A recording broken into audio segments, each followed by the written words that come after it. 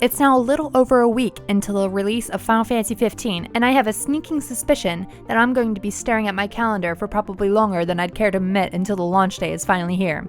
Now, I appreciate that we've already put out a video detailing reasons why you should be hyped for Final Fantasy XV, but after seeing the extremely positive reaction, I decided I didn't want to let Darryl have all the fun, so I've come up with another boatload of reasons about why I'm hyped for the game, and I hope you'll feel the same.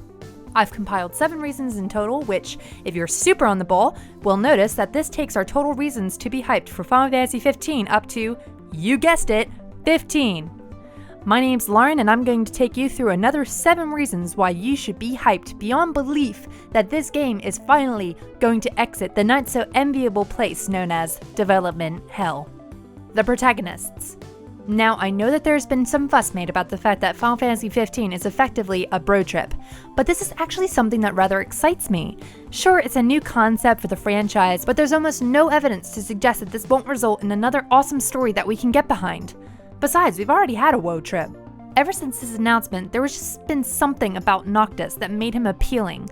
I don't know if it's his dark, brooding nature, or the fact that he was basically in direct contrast to Lightning in much of his early days, or whether it was just the part he was going to play alongside Stella in a Romeo and Juliet inspired story. Whatever the reason, Noctis is a popular figure. Heck, he even won our Final Fantasy character battle without even being featured in a game that actually existed.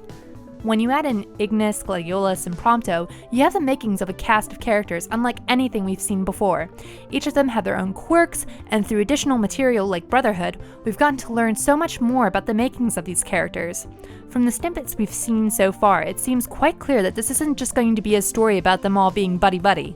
There will be 10 serious moments, and I can't wait to see how everything plays out. Side quests. It has been reported that there are over 200 different side quests featured in Final Fantasy XV, with more being added all the time. This information was revealed during the massive Final Fantasy XV edition of Game Informer magazine, where it was also disclosed that the quests would be split into 4 different types.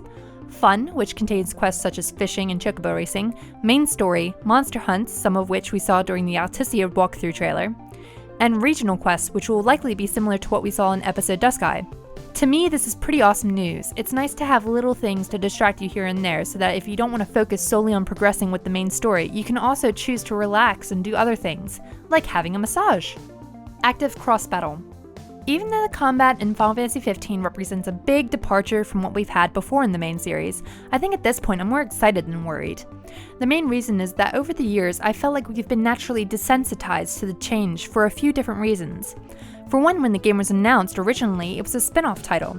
Having amended gameplay for spin-offs is pretty common, and I also spent a lot of time playing Kingdom Hearts games, so in the case of Versus 13 specifically, I was comfortable with the change of gameplay. I think playing Final Fantasy Type 0 HD and also Episode Dusky then put my mind at rest a little. Sure, the gameplay in Episode Dusky wasn't perfect, and they've made modifications since, but what I saw in Platinum Demo convinced me that this is a positive step forward. The thing I liked the most is the varying levels of complexity. From my perspective, I feel as though the developers with Active Cross Battle have given us something that's been developed so that if you aren't too confident with action games, it won't be too hard on you. But if you are confident, there's a lot more hidden depth that you can take advantage of. I mean, just look at the videos of people tackling the Iron Giant in Platinum Demo. There are so many different playstyles that people have had the chance to explore. The addition of Wait Mode, which was announced at E3 2016, was also a nice touch, and it's these small things that make me excited to try out the finished article. Cars, airship, boats, trains! Due to the sheer size of Eos, the powers that be have decided there will be a few different modes of transport afforded to us as we travel around the world. The main mode, of course, is the regalia, Noctis' personal car that has had quite a bit of focus played around it. For airships, not much was actually known about how they would be included in the game, or whether the player would even have access to them, and then after some public discussions about internal studio collaborations, airships were added via a transforming car, and the reaction when this was first revealed had people pretty stoked at Uncovered. You'll also be able to take advantage of boats and trains and, of course, chocobos. Just make sure you don't forget where your car is when you leave it, because it stays exactly where you put it. The Antagonists. Oh boy, where do we start with this? I am so excited for the antagonists in Final Fantasy XV.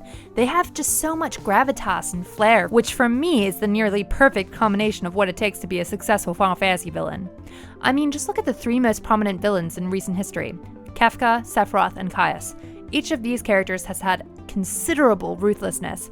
They feel and look powerful, but they also have a touch of flair and pizzazz about how they go about their business. Each of them also has unique and memorable audio touches associated with them, from the quirks of Kefka's laugh, through the booming choirs of One-Winged Angel or Caius' theme. In Final Fantasy XV, aside from the audio side, both Ravus and Ardyn have many of these elements down pat. Both of them have considerable flair. I mean, just look at Ravus' hair. And despite us knowing just how ruthless Ardyn is from his actions in Kingsglaive, there is considerable flamboyance with both his dress and speech. I'm also very curious to see what the role of Iedolas will be. I rather enjoyed his parley with Regis in Kingsglaive, and I hope that he has a very active role in proceedings. Throw in Aranea, Glauca, and Vestael, and you have an extensive list of antagonists who show a lot of promise. Oh, and there's also the bold claim from Tabata that the main antagonist of Final Fantasy XV will top all villains from the rest of the franchise. Yep, color me excited. Eos.